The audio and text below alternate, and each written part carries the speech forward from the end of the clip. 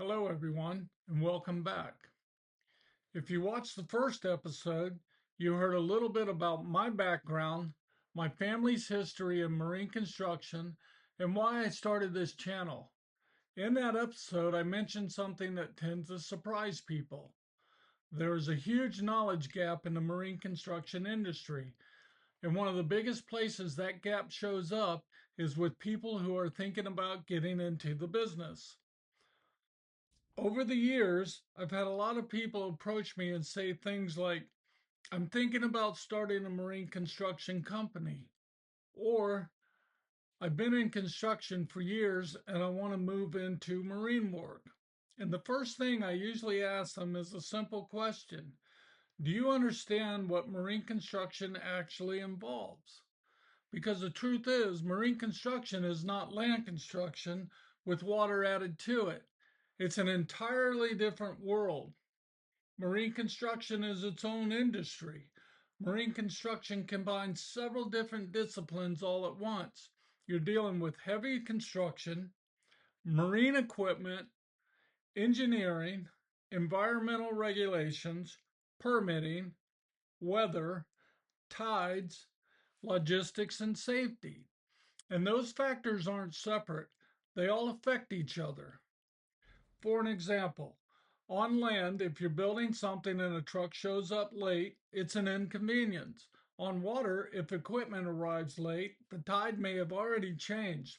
That can shut down an entire job for the day. That's the type of complexity people often don't see until they're already in the middle of it. Equipment is a whole different level. One of the first realities people run into is the equipment side of the industry. Marine construction equipment is expensive, not just slightly expensive, very expensive. You're talking barges, cranes, pile driving equipment, workboats, anchoring systems, material handling equipment, support vessels. And the mistake I've seen many new companies make is buying equipment before they fully understand what equipment they actually need.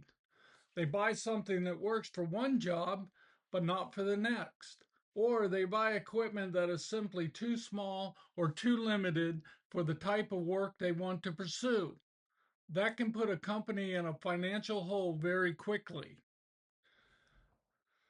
Another reality that surprises people is the regulatory side of marine construction.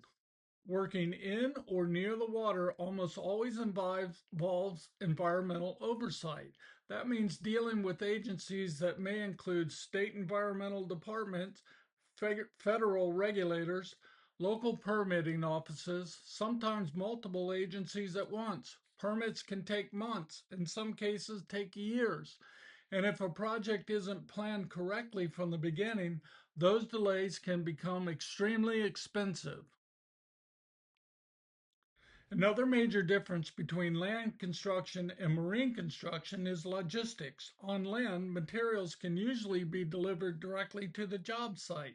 On water, that's rarely the case. Materials often have to be loaded onto barges, transported to the site, positioned correctly, and sometimes staged offshore. Even something as simple as moving a pile or a piece of steel can involve cranes, barges, and multiple crew members coordinating the work.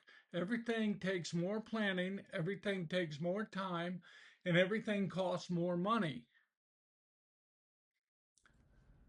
One of the toughest lessons in marine construction is the financial side of the business. Many companies fail not because they don't know how to build, but because they fully don't understand cash flow and financial risk. Equipment payments are large, insurance costs are high, projects can take months to complete, payments may come in stages. And if a company doesn't manage those factors carefully, they can find themselves in trouble very quickly.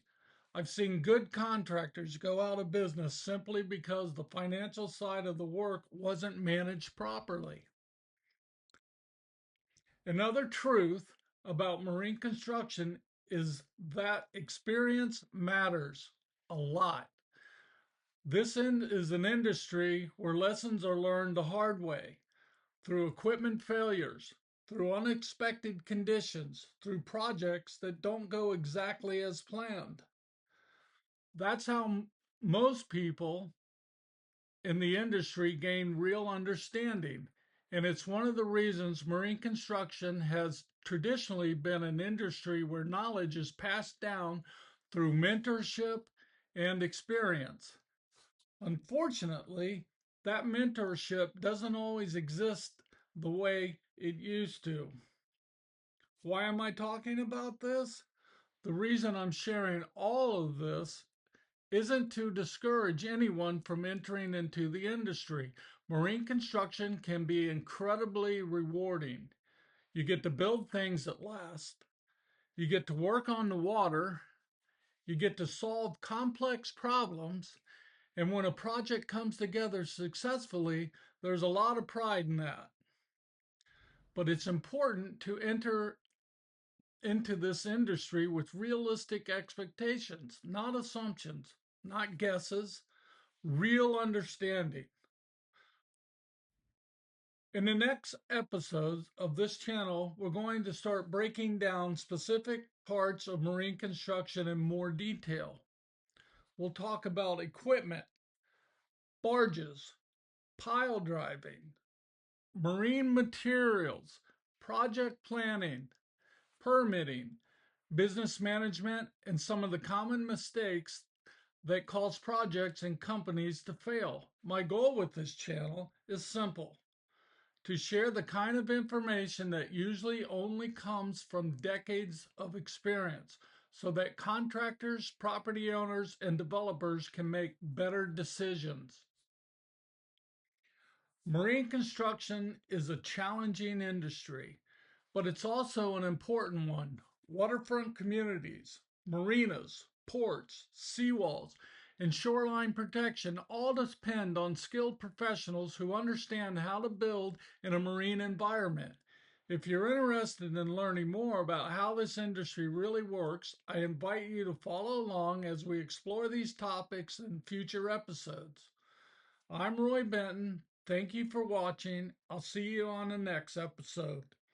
And by the way, don't forget to subscribe and like. Thank you.